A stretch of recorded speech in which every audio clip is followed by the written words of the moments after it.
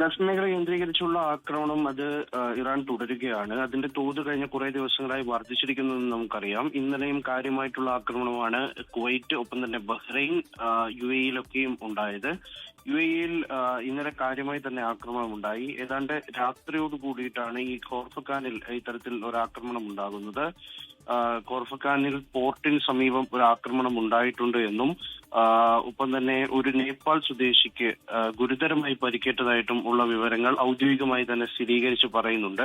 ഇയാളെ ആശുപത്രിയിലേക്ക് മാറ്റിയിട്ടുണ്ട്. ഒപ്പം തന്നെ 3 പാകിസ്ഥാൻ സ്വദേശികൾക്കും പരിക്കേറ്റിട്ടുണ്ട്. ഇവരുടെ പരിക്ക് സാരമുള്ളതല്ല എന്നാണ് നിലവിൽ ലഭിക്കുന്ന വിവരം. ഈ തുറമുഖത്തുണ്ടായ ആക്രമണത്തിൽ വലിയ തീപിടുത്തം ഉണ്ടായിട്ടുണ്ട്. തീ നിയന്ത്രണ വിധേയമാണ് എന്നാണ് ഏറ്റവും ഒടുവിലായി അധികൃതർ നൽകിയിരിക്കുന്ന സ്ഥിരീകരണം. പക്ഷെ അതിനപ്പുറത്തേക്ക് അത് പൂർണ്ണമായും അടയ്ക്കാൻ കഴിഞ്ഞിട്ടുണ്ടോ എന്ന് ഇനിയും മനസ്സിലാക്കേണ്ടതുണ്ട്. ഈ തുറമുഖങ്ങൾ കേന്ദ്രീകരിച്ചുള്ള ആക്രമണം അത് കാര്യമായി തന്നെ വീണ്ടും ഇറാൻ ആരംഭിച്ചിരിക്കുന്നു എന്നുകൂടി ഈ ആക്രമണത്തിൽ നിന്ന് മനസ്സിലാക്കാൻ കഴിയും.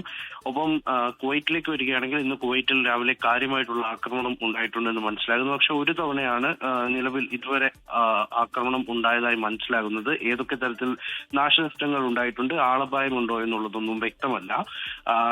ഇത്തരത്തിൽ ഖത്തറിൽ കാര്യമായ ആക്രമണമൊന്നും തന്നെ ഉണ്ടായിട്ടില്ല. ഒപ്പം സൗദി അറേബ്യയിലും കഴിഞ്ഞ കുറച്ച് ദിവസങ്ങളായി വലിയ ആക്രമണങ്ങളൊന്നും തന്നെ ഇല്ല എന്നുള്ളതാണ് മനസ്സിലാക്കുന്നത്. അപ്പോൾ അവിടെ നിന്നും അങ്ങനെ ആക്രമണത്തിന്റെ വിവരങ്ങളൊന്നും പുറത്തു വന്നിട്ടില്ല.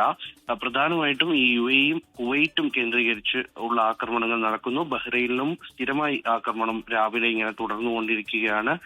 എന്തായാലും ഒരു അറുതിയും ഇക്കാര്യത്തിൽ ഉണ്ടാകുന്നില്ല എന്നുള്ളതാണ് ഏറ്റവും സങ്കടകരവും ആശങ്കയുണ്ടാക്കുന്ന വിവരവും.